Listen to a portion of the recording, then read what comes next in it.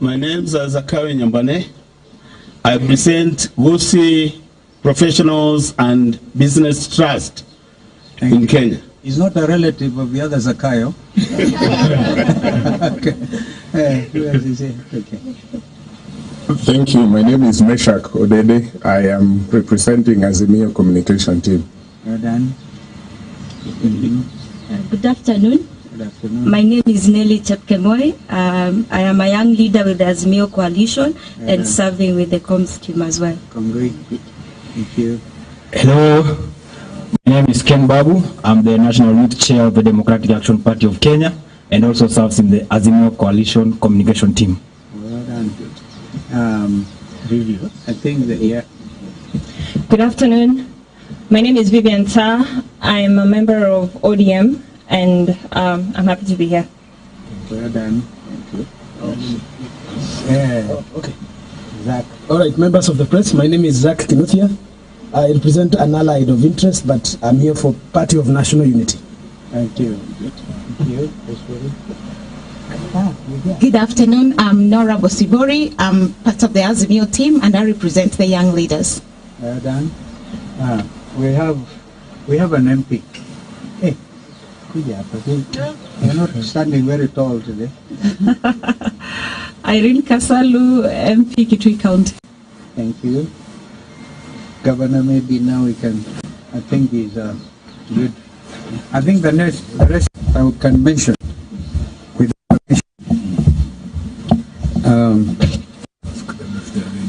are you guys ready?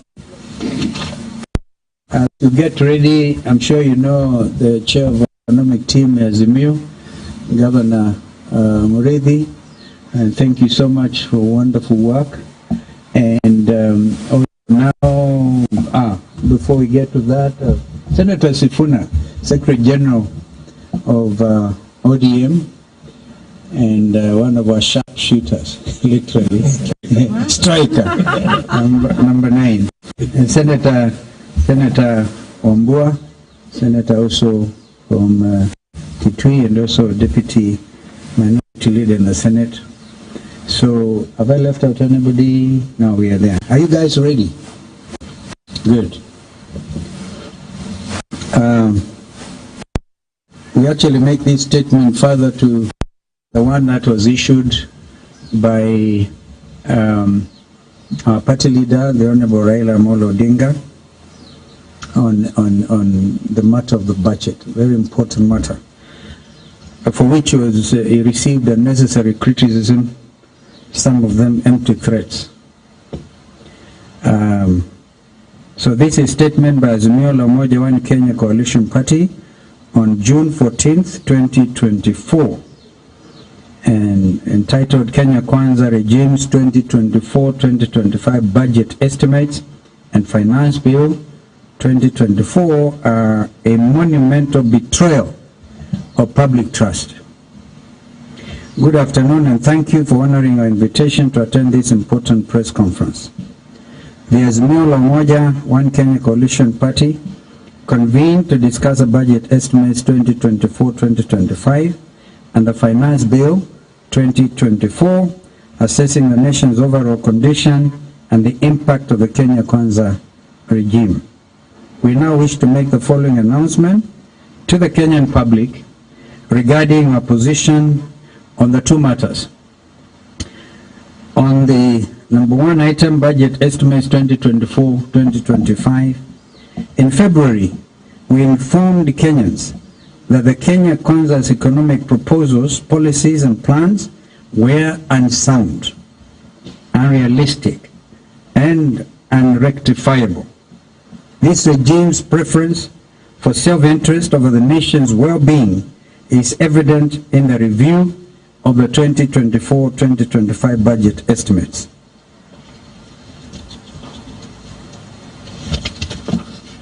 Indeed, the regime, with a contemptuous attitude towards the common Kenyan, has revealed its deep betrayal of the hustlers it claims to serve. The budgetary allocations do not promote economic growth, but betray Kenyans. This regime has concealed its true goals of maintaining an oppressive and equal system benefiting a select few elites under the illusion of progress. Kenya Kwanza's prioritization of selective shareholder financing or financial gain over the needs of Kenyan citizens is a shameful decision given the country's high living expenses, high poverty and unemployment. Indeed, the regime's continued allocations to state departments and agencies that duplicate county functions exemplify a lack of concern for Kenyans' well-being. The budgetary process lacks transparency and accountability, indicating a government operating with impunity and disregard for consequences.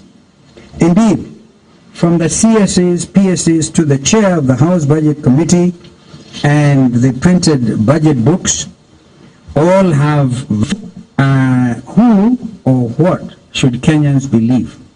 This is a continuation of KK's culture of duplicity and lies, to the point they have forgotten what lie they told Kenyans yesterday. The Kenya Kwanza regime's 2024-2025 budget, despite its lofty and imprecise private jets and transporting obscenely large delegations overseas in the name of benchmarking that they could not borrow or learn how these nation states have actually been reducing taxes to stimulate the economies and be able to create jobs. This is actually all of that benchmarking is short of puzzling. The headline in one of the UK papers, which is basically the elections are next month in the UK, and both the Conservatives and Labour are overdoing each other and showing which of the two formations will reduce taxes. And it is the opposite in our country. This, justly to please their Washington masters, is exemplified by the absence of genuine public consultation and supervision. And by Washington masters, of course, you also know that is where the Bretton Woods are actually based. Lest you think we are attacking any other regime, we are not. It is our contention that despite the budget estimate 2024-2025 hyperbole, flowery language, and complicated figures, it simply does not stimulate economic activity. It does the opposite and seeks to tax every adult Kenyan 24,000 shillings more, additional to all what we all know as, for example, the housing tax and the very lean pay slips. Ladies and gentlemen, this can only be termed as a reckless race to the bottom. I don't know how many times C.S. Ndungu repeated the words bottom up, so became so boring. Kenyans have lost touch with that kind of phraseology. Do not take our word for it. These are some of the examples of increased expenditure. Number one, Office of the Executive President, 1.2 billion shillings. Office of the Deputy President, 678 million shillings. Minister of Defense, 11 billion shillings. Additional. All these additional. Foreign Affairs, 1.4 billion. National Treasury, 6 billion. One wonders what the Treasury has to spend this money for. Minister of Transport, 1.3 billion. Minister of Cooperatives, 2 billion. This is a 23.6 billion increase in recurrent expenditure. This is a budgeted corruption in the name of tea, mandazi, and flowers. This is not development, but sheer eating. It's their time to eat, so they believe. Further, we highlight the following misplaced allocations. Number one, the National Treasury has 26 billion more in the name of development. Two, the State Department for Devolution has an increase of 2.6 billion in development expenditure. If this regime believes in the success of devolution, then these funds should form part of the equitable share to the county governments. Number 3, the State Department of Housing has been allocated an additional 72 billion shillings. This is higher than that of 10 counties combined. What is a line item 1071 106600, or is it the sign of the beast, some wonder? Strategic response, this is what it is. That particular line item is entitled Strategic Response to Public Initiatives. Strategic Response to Public Initiatives. That comes to 2.5 billion shillings. If that is not budgeted corruption, what is it? Who amongst you learned members of the media and even learned friends in the legal fraternity can tell us what the meaning of strategic response to public initiatives? We estimate 1 trillion shillings as budgeted corruption for the next financial year. In light of these grievous transgressions, we as a coalition urge the international community, the civil society organizations, and concerned citizens, both at home and abroad, to stand in solidarity with Kenyans in condemning Kenya Kwanza's regime's blatant disregard for the public good. We call for quick action to bring those responsible for this breach of trust accountable, and to lobby for a budgetary framework that prioritizes the needs and concerns of all Kenyans, not just the privileged few. Kenya Kwanza may have been successful in unveiling its punitive budget, but it has fallen short of its obligation to lead with honesty, with fairness and compassion. Kenyans deserve better, and we will not stop fighting for them to be given the voice and direction they so richly deserve. On the Finance Bill 2024, as our second item, the Kenya Kwanza regime's planned Finance Bill 2024 seeks to fund a 3.914 trillion budget through tax collection of 3.354 trillion shillings. This grandiose goal comprises several new and amended tax measures that will have a substantial impact on both individuals and businesses in our country. Azimio believes that Kenyans can only thrive if we stimulate the economy, not if we arbitrarily and consistently raise their tax burden. If the bill is passed as written, Kenyans must be prepared to give up their belts, or what remains of them, in the second wave of KK taxes. We know that ordinary Kenyans, Mama Mboga, border riders, and the people of Mjengo and Kokoteni have nothing to gain from this bill, because Kenya Kwanza is targeting them for the second time with a double taxation plan that aims to increase taxes by approximately 24,000 shillings per adult Kenyan per year. The majority of the tax measures in the 2024 Finance Bill are punitive in nature, with substantial consequences for Kenyans. For example, the new tax on motor vehicles proposes a 2.5% tax on the value of motor vehicles, with a minimum of 5,000 shillings and a maximum of 100,000 shillings, which, if adopted, will raise the cost of car ownership and result in higher insurance rates. It is predicted to have an impact on the transportation and logistics industries, thereby increasing the cost of living via a multiplier effect. The new withholding tax on digital marketplaces levies a 20% tax on non-residents and 5% on residents' income from digital marketplaces. This will raise tax compliance expenses for digital marketplace operators, perhaps leading to higher pricing for consumers as businesses pass on the tax burden. The proposed rise in excise duty on money transfer services from 15% to 20% will raise the cost of financial transactions, hurting both businesses and individuals who use these services daily. The significant economic presence tax, which proposes to replace the digital service tax with a 30% tax on non-resident digital service providers' taxable profit, calculated as 20% of gross turnover, will significantly increase the tax burden on digital service providers from 1.5% under DST, abbreviation for digital service tax, to an effective rate of 6%. This will deter digital companies from operating in Kenya, which could stunt the sector's expansion.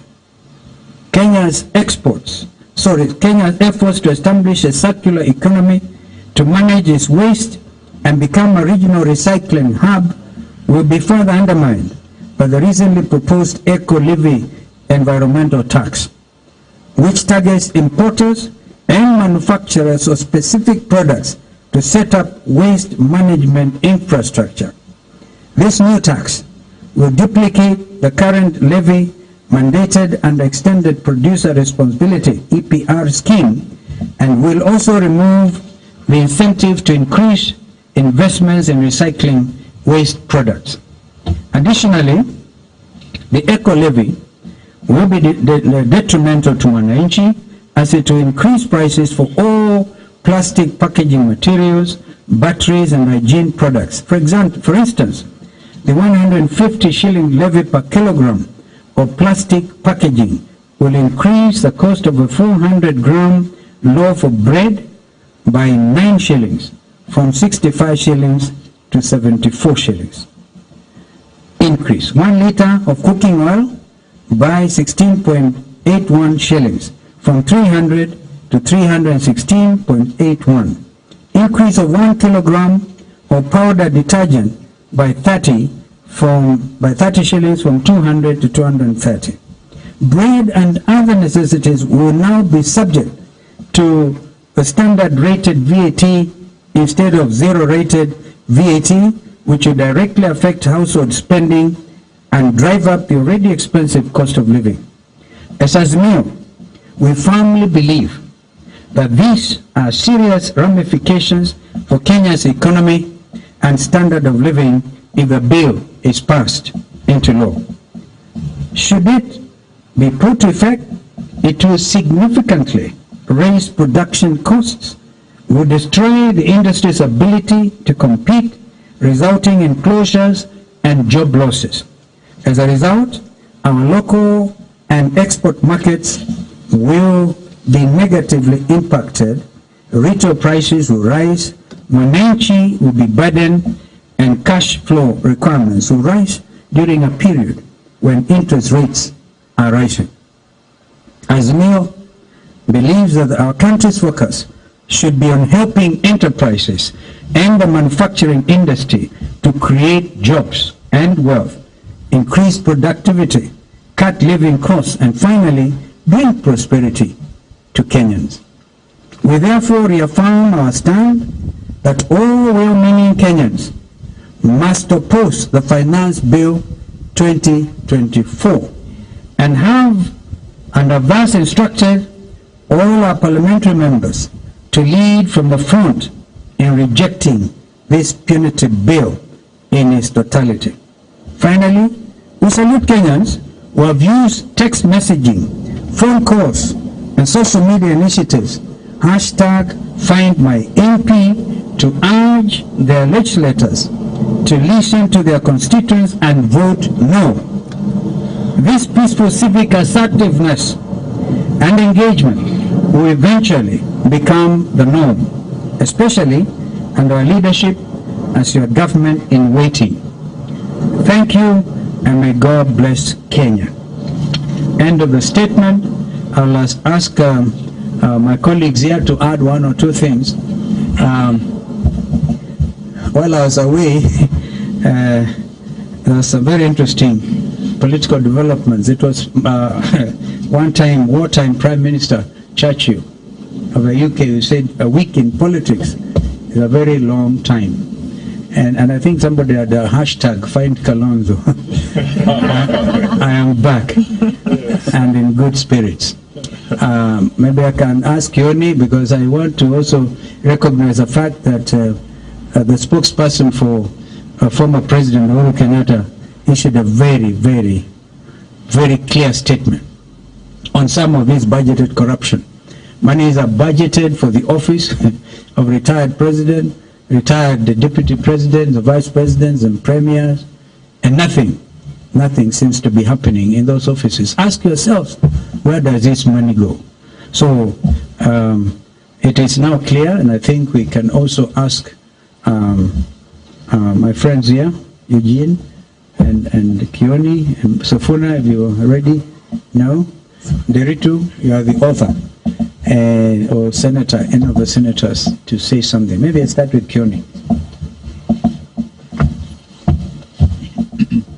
Thank you. I think it's clear that what we are saying as Azimio is that we condemn the budget and the finance bill in total, and we actually reject it from this platform, or reject them from where we start, and are asking our members of parliament to hear it, hear the members of the public, listen to what we are telling you. You are elected to represent the people, not to represent the disaster in the name of Ruto. And why do I call him a disaster? He has reduced school feeding program by 2 billion shillings. He has reduced the education budget by 25%. Special education by 35%. The primary education by 20%. We can actually see the return of provincial administration in full swing, to the point where the chiefs are now required to ensure that you have complied with your tax requirements. Back to the dark old days. I think it is important to also note that the special protection pesa wazee has been reduced by 3 billion shillings.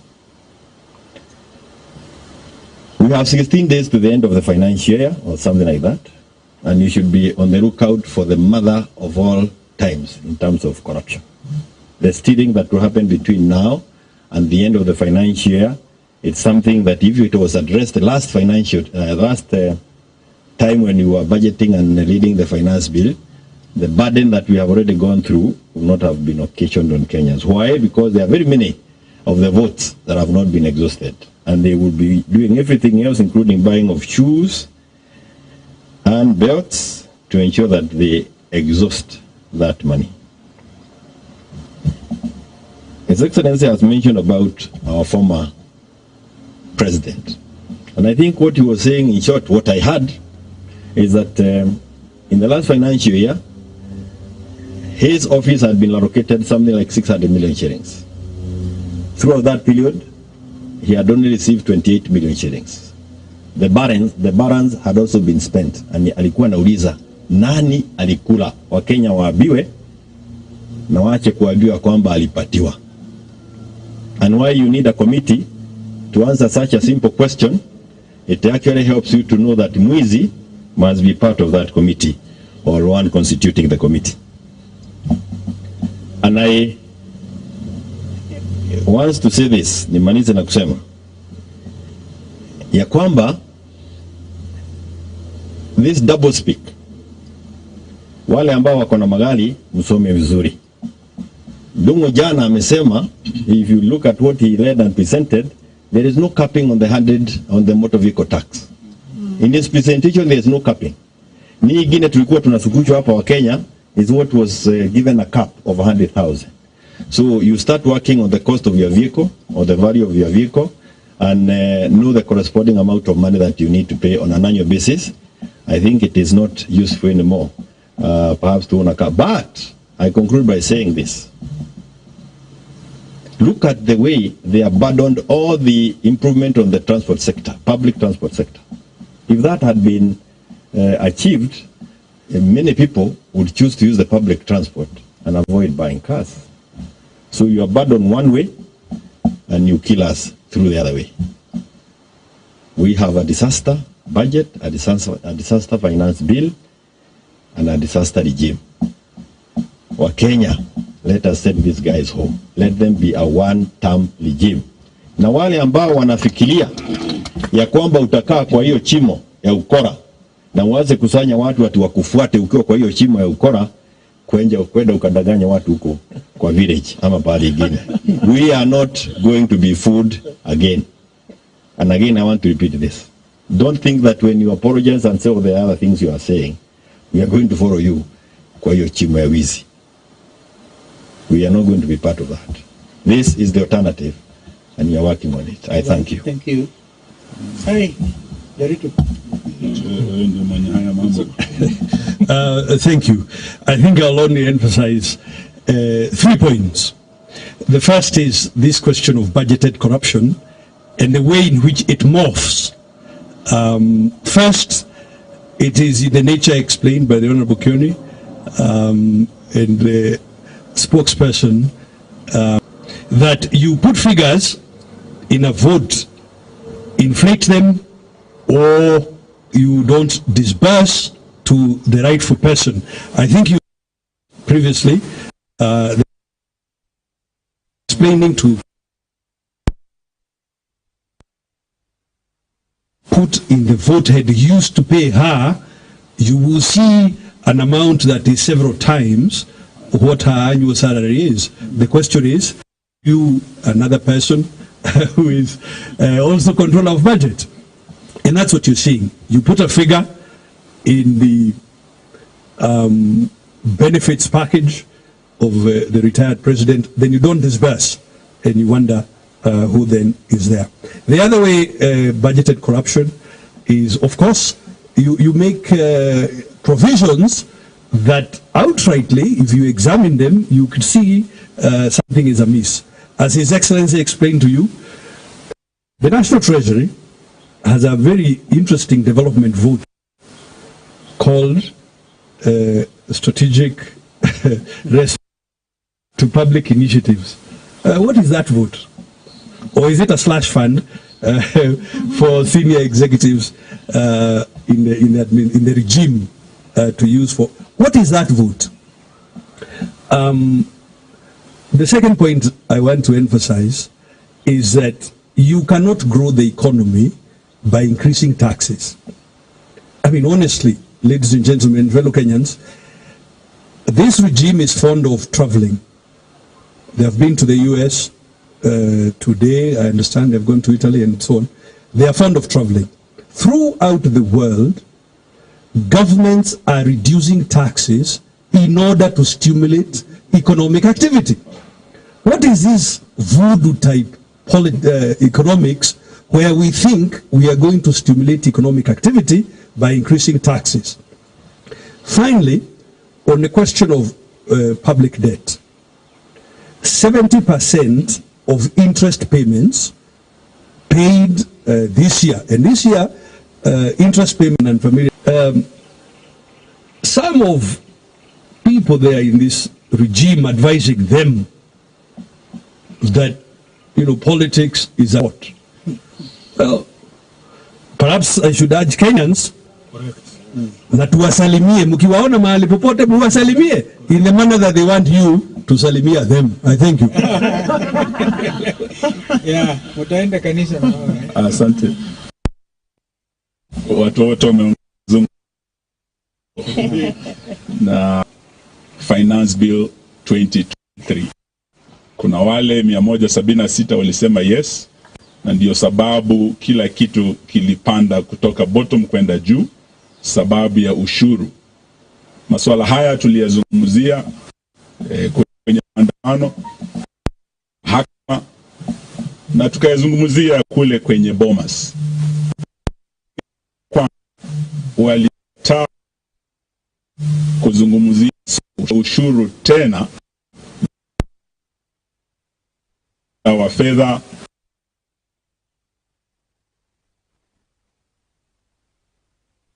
wa bunge wetu. Wale 88 waliopinga mwaka jana, tuwataka tena wapinge huu mswada wa mwaka huu, sababu ndio mbaya zaidi. na unaongeza ushuru. Kama kwa mafuta mwaka jana waliongeza 16% kutoka 8% VAT kwa mafuta, na sasa tena tunasikia bado wanaongeza ushuru mwingine wa fuel levy kutoka 18% hadi 25%. Ushuru huu utaongeza gharama ya maisha, mawasiliano, kila kitu. Mafuta yakienda juu, nauli, maisha ya kila mtu yatakuwa magumu zaidi. Na ndio sababu tuomba wabunge wetu haswa wa Azimio waliosimama na Wakenya, wenzetu walio kule Kenya Kwanza pia, wale 176, wajue ya kwamba Rais mstaafu Moi alikuwa anasema siasa mbaya, maisha mbaya, lakini sera mbaya, maisha mbaya. Sera mbaya kama hii ya fedha itaumiza watu katika maeneo bunge yenu, haijalishi kama ni wana Azimio ama wana Kenya Kwanza. Na tuwaomba kwa muda huu uliosalia mswada ukija wiki ijayo, wabunge wetu wasisafiri, wabunge wetu wasikose kuwa bungeni, na wananchi muendelee kuweka hiyo pressure. Ile tulikuwa tunasema mulika mwizi, sasa mulika mbunge yako kabisa. Tujue wale watawasaliti 2027 chuma chao kimotoni. Kama mna maswala tuweze tukachukua machache. Yes.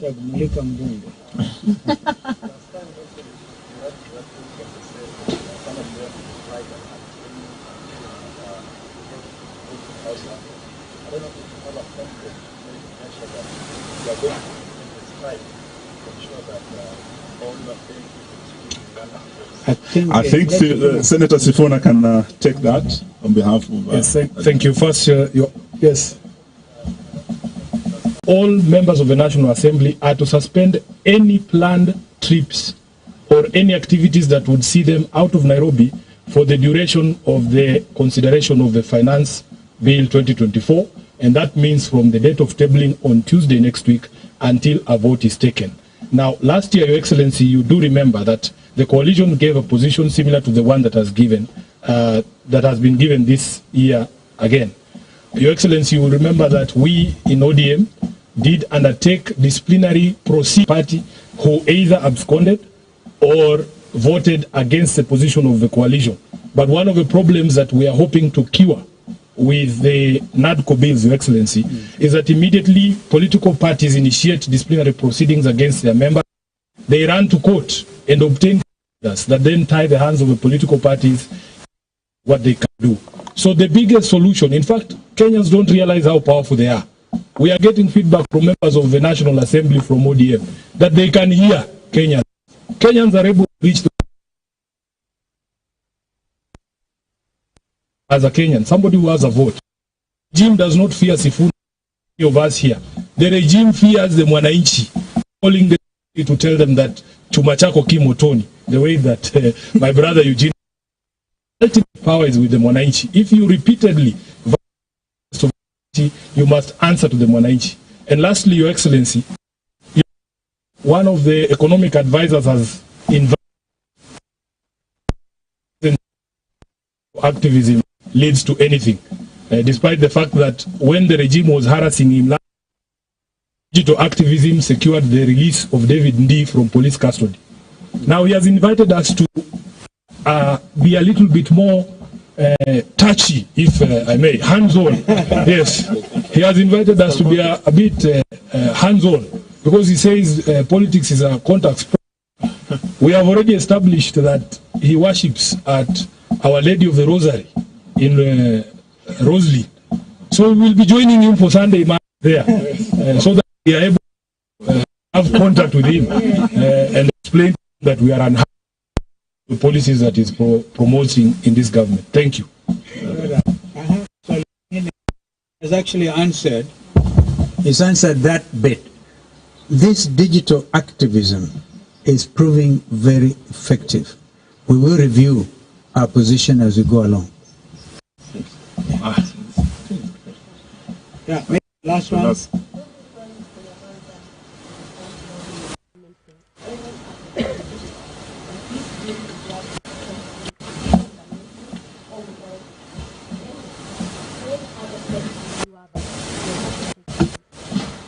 KK does not have majority of members of parliament. Through the budget and the finance bill, they stole members of parliament. And some of them were so cheap, like those in Jubilee, that they actually had no value. You see, they followed Gachagua. Gachagua is running out of that place. Now they don't know where to go. That's why we are saying, Wakenya, nyinyi ndio mko na nguvu. Ruto never intended to help anybody. And that is why he attacked multi-party democracy from day one. So that he can control parliament and do whatever he will. Wakenya wameona. And that is why they have started their own war against these fellas. Thank you. Thank you very much.